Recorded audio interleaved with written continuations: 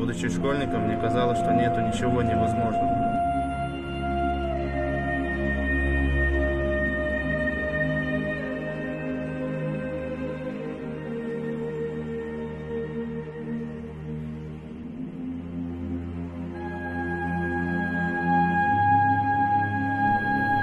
Казалось, попробовав один раз, я не сделаю это повторно.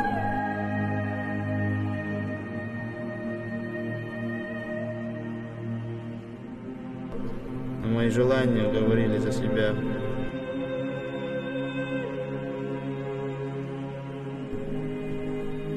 И я стал это потихоньку одобрять. Стал ходить в коллективе. И постепенно разрушил свою жизнь.